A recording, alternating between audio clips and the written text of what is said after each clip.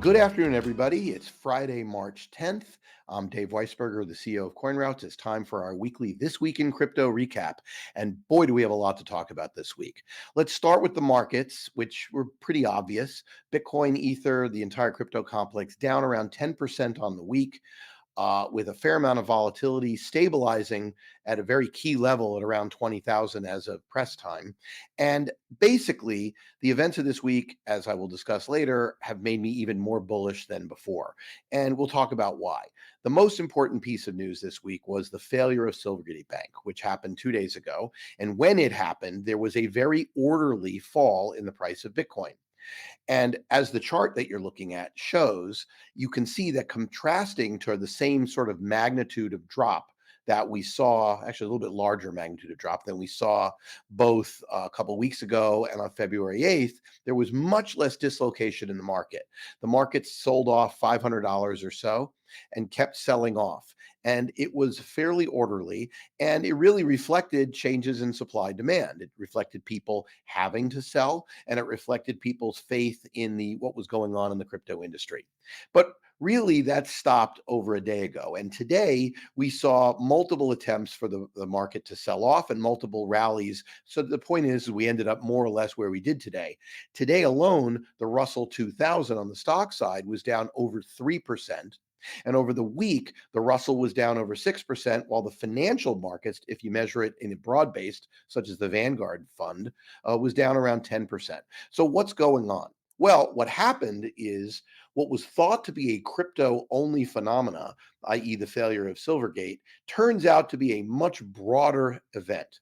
Now, what actually happened? What actually happened is very straightforward. Banks tend to borrow long and lend long and borrow short. Their depositors provide assets to the banks. They then use those deposits on a leveraged basis to buy longer dated paper to get yield, which is more than what they're paying for their depositors. That's how they make money. In 2020 and 21, turns out Silvergate bought a fair amount of longer dated debt at interest rates paying around 2%. When the Fed raised rates to over 4%, now all of those positions are underwater and have large losses. In the case of Silvergate, it was a little over $1 billion in losses. In the case of Silicon Valley Bank, those losses were $1.8 billion. At least that's what was disclosed.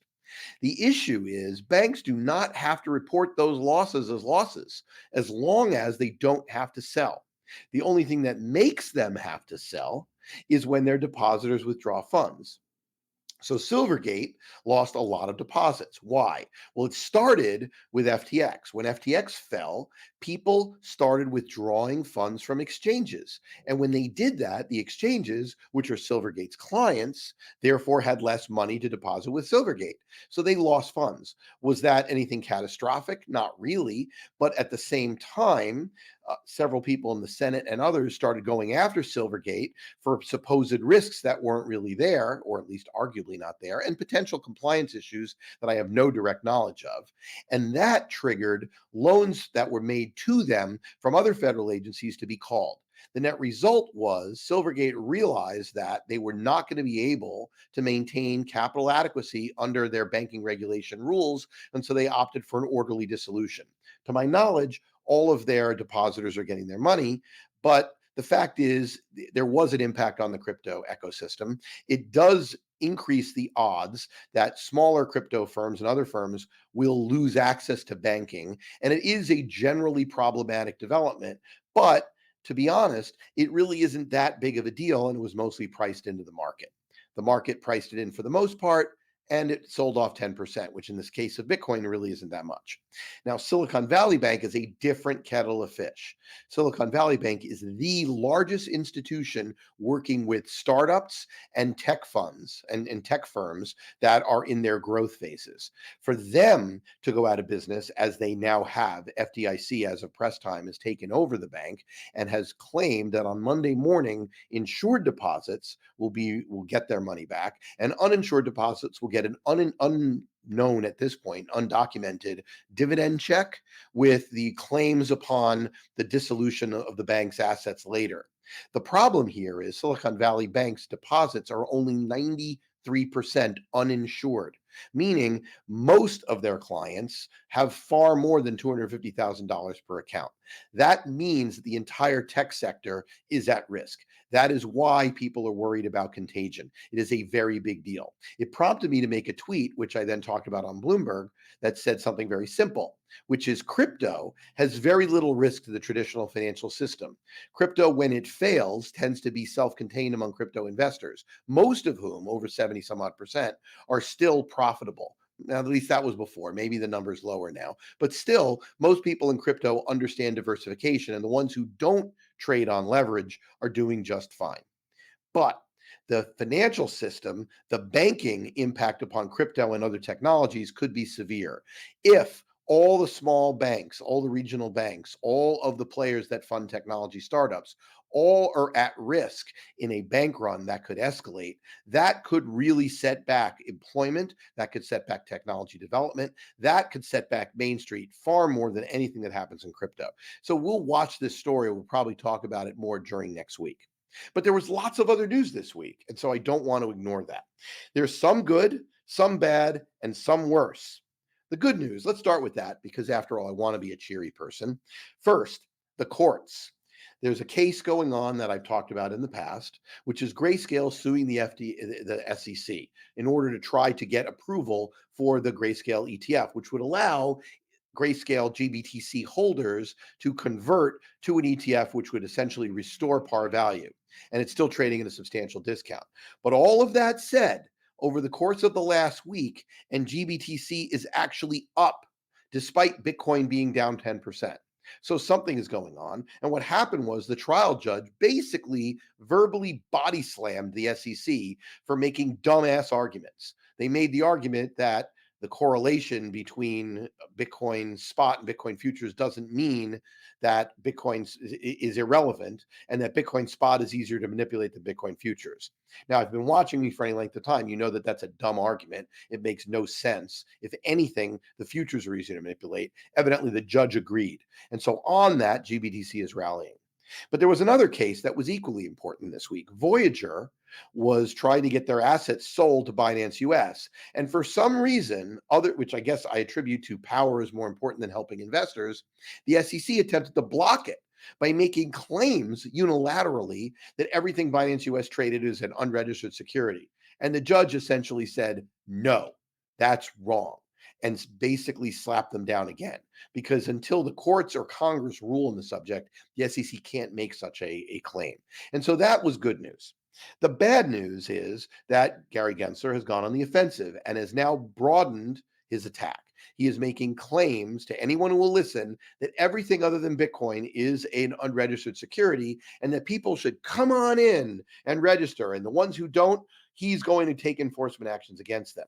But as I've documented very specifically, and I will do so more if people care, there is no way for people to come on in and register. The rules don't work.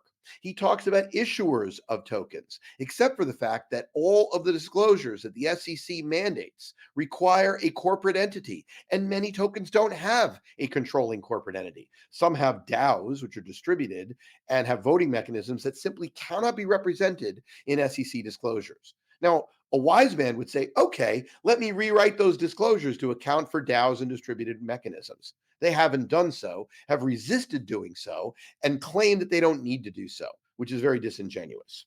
But it's still bad news.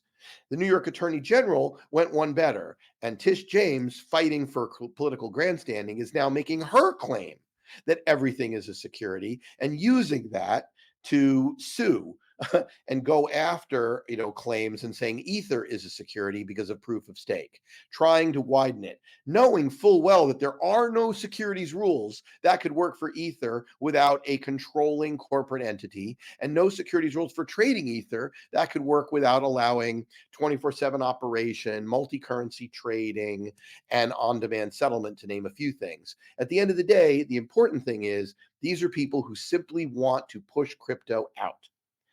Lastly, we've seen the text of the Illinois rule, which is even stronger than the Department of Financial Services rule in New York. The Illinois rule goes even farther. It says if the SEC regulates, then it's okay. But otherwise, we need to have this incredibly strict regulation on the crypto industry, which my guess is most of the firms trading crypto in Chicago are going to be forced to leave it.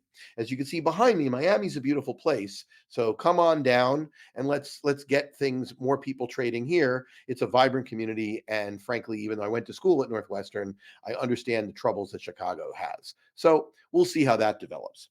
The worst news on the Silvergate side was their particular failure is now causing people to worry about whether there's another Operation Choke Point going on, whether or not the government is systematically trying to cut off the crypto industry. And honestly, the fact that Silicon Valley Bank failing is terrible for the economy. The silver lining is it more or less conclusively proves that the risks that people in Congress are talking about from crypto bleeding into mainstream finance are really limited. It's far bigger that things like duration mismatches and banks not managing risk could impact technology is far larger. During the week, the last thing I'll mention is I was watching the House Financial Services Committee, and there were some interesting points. There were some really brilliant Congress people, multiples, at least four of them, and I won't go through all the names, who made very, very good points in the meeting and talked about what could happen. But they also called as one of their witnesses this professor from Duke, who literally assumes crypto is bad, assumes there's no value because, after all, he can't touch and feel it. He's obviously never played a video game or seen how much people pay for in-app purchases, and just assumes that there's no value in distributed finance. He ignores the true proposition that Mark Yusko always puts out, and I always want to give him credit for this. The fact is, Bitcoin is a technology of truth, whereas the previous financial system that we are still relying upon is a technology of trust, meaning you need to trust people with your money. With Bitcoin, you don't. With crypto, the ability for people to take control of their financial lives, for a much more inclusive financial system, is there. And yet, many of, unfortunately, the Democrats, as it turns out in Congress, even the progressives who you would think would want an inclusive financial system, seem to be against it because they don't truly understand. So the crypto industry does need to do a better job there. And that's one of the reasons I'm constantly making these videos and talking about it. But in any case, where are we today? We are today in a world where Bitcoin has stabilized around 20,000 despite everything bad happening in the economy, because people are starting to realize that the risk of contagion is real. In fact, I noticed that later in the year, at least for a period of time today, Fed fund futures were predicting a rate cut by the end of the year. There are many people who believe that the Fed is going to have to print money. They're going to have to ease because they can't allow banks to have these sorts of unrealized losses that can turn into realized losses if people withdraw deposits. So we shall see. But it seems fairly likely, in my opinion, that this event could spiral into another Genesis block event. We all know Bitcoin was born out of the financial crisis, born out of a lack of trust in banks. So if we can have the largest bank supporting the technology industry go under, and we have a contagion event that potentially could get out of control, the potential spur to Bitcoin could be enormous. Now, I'm not saying we're going to the moon anytime soon, but I am saying watch this space, because the actual value proposition of Bitcoin is now going to be tested over the next 6 to 9 months if the Federal Reserve and the government are forced to act. Stay tuned. Next week's going to be interesting. It could be a bumpy ride.